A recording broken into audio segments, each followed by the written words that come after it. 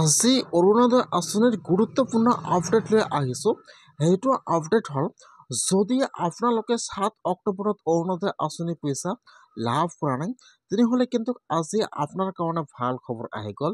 এইবাৰ যিসকলে অৰুণোদয় আঁচনি 3.0ত নতুনকৈ আবেদন কৰিছে অথবা যিসকলে আগৰ পৰা প্ৰতি মাহে অৰুণোদয় আঁচনি পইচা লাভ কৰি আছিল, জুন মাহত আৰু জুলাই মাহত অৰুণোদয় আঁচনি পইচা লাভ কৰা নাই, এতিয়া কিন্তু একেলগে সকলোৱে অৰুণোদয় আঁচনি পইচা লাভ কৰিব।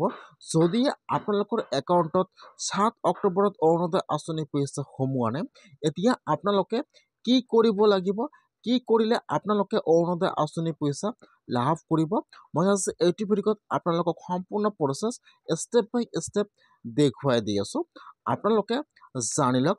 আৰু যিসকলে মুখ্যমন্ত্ৰীৰ অৰুণোদয় আঁচনিৰ চিঠিখন লাভ কৰিছে তথাপিও একাউণ্টত 7 অক্টোবৰত অৰুণোদয় আঁচনি পইচা সোমোৱা নাই, এতিয়া সেইসকলে কিমান তাৰিখে অৰুণোদয় আঁচনি পইচা লাভ কৰিব। এতিয়া কিন্তু যিসকলে 7 অক্টোবৰত অৰুণোদয় আঁচনি পইচা পোৱা নাই আৰু এইখন চিঠিও লাভ কৰা নাই, এতিয়া কিন্তু সেইসকলে EKYC সম্পূৰ্ণ কৰিব লাগিব।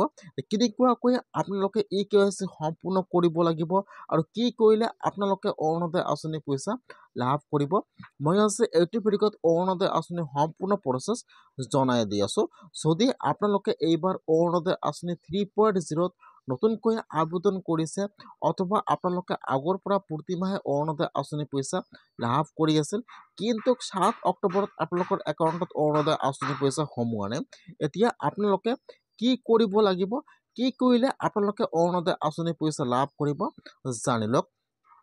যিসকলে এইবাৰ অৰুণোদয় আঁচনি 3.0ত নতুনকৈ আবেদন কৰিছিল অথবা যিসকলে আগৰ পৰা প্ৰতিমাহে অৰুণোদয় আঁচনি পইচা লাভ কৰি আছিল, যিসকলে অৰুণোদয় আঁচনিৰ মুখ্যমন্ত্ৰীৰ চিঠিখন লাভ কৰিছে, সকলোৰে একাউণ্টত কিন্তু 7 অক্টোবৰত অৰুণোদয় আঁচনি পইচা সোমাই গৈছে। যদি আপোনালোকৰ একাউণ্টত 7 অক্টোবৰত অৰুণোদয় আঁচনি পইচা সোমোৱা নাই, যদি আপোনালোকে চিঠিখন লাভ কৰিছে, তেনেহ'লে কিন্তু আপোনালোকৰ যিমানকেইটা একাউণ্ট আছে আপোনালোকে আপোনাৰ সকলো একাউণ্ট চেক কৰক।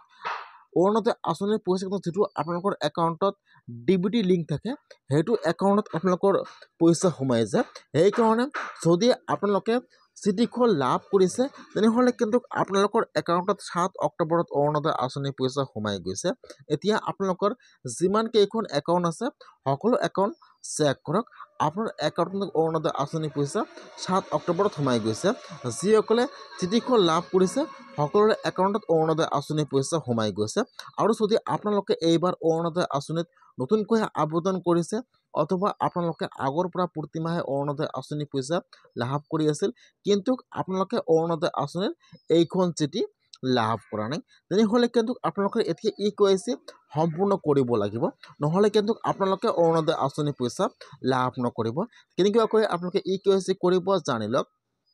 যদি আপোনালোকৰ একাউণ্টত অৰুণোদয় আঁচনি পইচা সোমোৱা নাই, আপোনালোকে আপোনাৰ একাউণ্টটো চেক কৰিছে, যদি আপোনালোকে এইখন চিঠিও লাভ কৰা নাই, তেনেহ'লে এতিয়া আপোনালোকে আপোনাৰ পঞ্চায়তত যাই যোগাযোগ কৰিব লাগিব।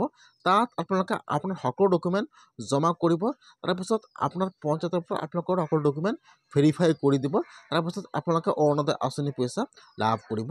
এতিয়া কিন্তু সকলো পঞ্চায়তে অৰুণোদয় আঁচনিৰ ভেৰিফাইৰ কাম আৰম্ভ হৈ গৈছে। আপোনালোকে অতি সোনকালে অৰুণোদয় আঁচনিৰ ভেৰিফাই কৰি লওক, নহ'লে কিন্তু আপোনালোকে অৰুণোদয় আঁচনি পইচা লাভ নকৰিব।